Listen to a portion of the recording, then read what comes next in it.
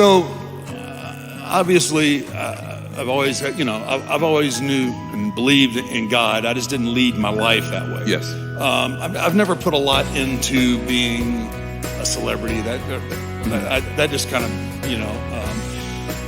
but as you can imagine, you get exposed to a lot of different things, because of what you do.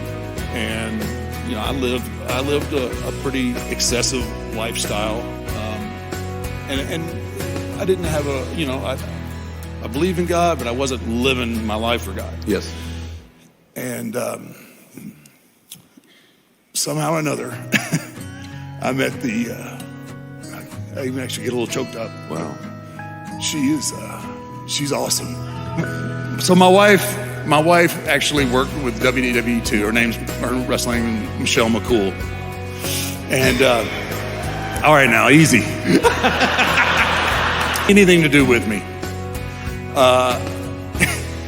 And it was funny because she has this unbelievable work ethic, So she would get to the arenas early and try and get around, some of our producers, our agents, and not in the sense that you would think agents, not like, I'm going to make this deal for you. They ran our non-televised events. So, but they were all really good hands and good wrestlers through their careers, and now they work behind the scenes. So she would pick their brains and try and get them to get in the ring and work with her. And it just caught my eye because I was like, no, you never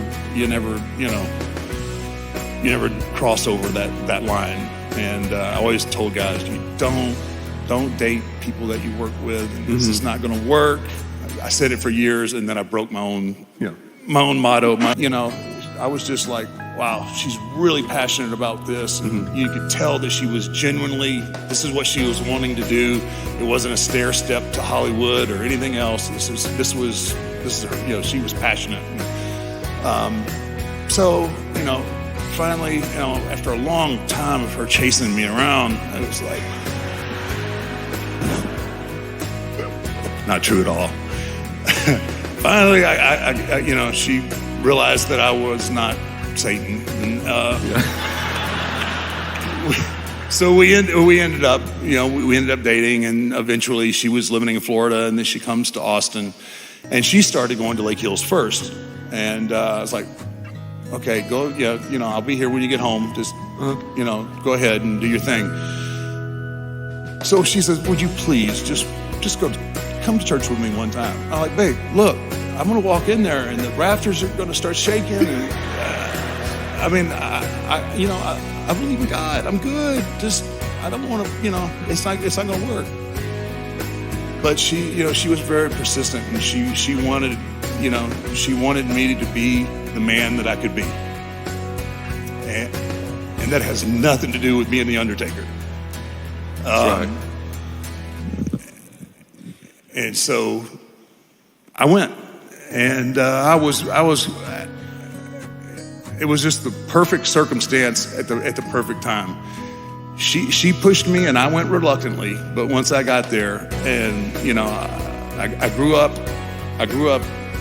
Catholic, and so I'm thinking to myself, man, I don't want to kneel, I don't want to get down on the pew. Man, after 17 surgeries, you can figure my body doesn't really feel good all the time. So I'm like, so there were no pews, there were no, I didn't know there was no kneeling and everything. And I just had this, once again, it was kind of like the Eggman deal. Like I was getting myself worked up, right? Yeah. Because I was thinking, okay, all right, pastor's going to see me, and he is just going to throw fire and brimstone right at me.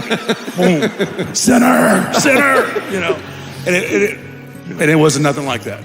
Mac and Julie, awesome. His family, they were really awesome. And it was more like a conversation, And I found myself from being, kind of tense and pensive to kind of leaning in and like, wow, this is pretty cool.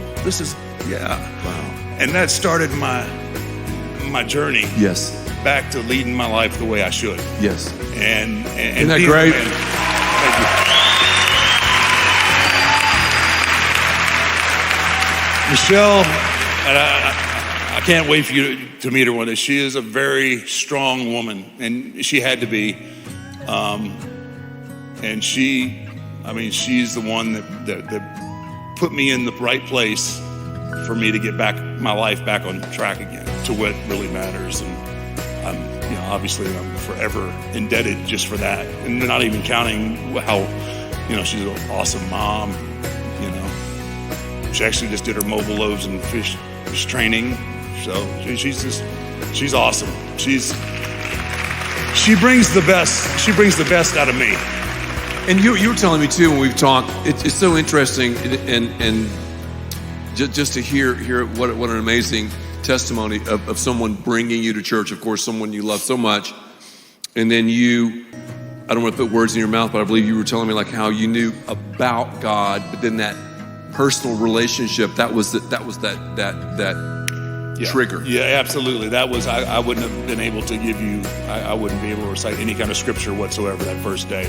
Yes, I knew there was. Like I said, I was raised Catholic in a God-fearing home, but I just all my brothers had to go to Catholic school, and taught by the nuns, and hands popped with the rulers and all that. I still hear it when I go home all the time about how rough they had it, but it was.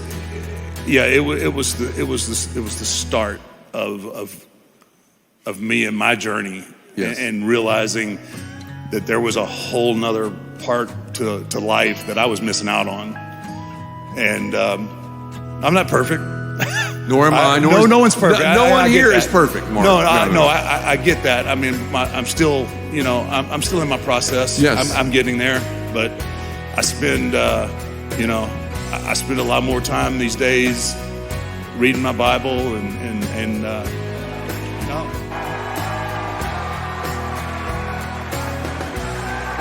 Never say never.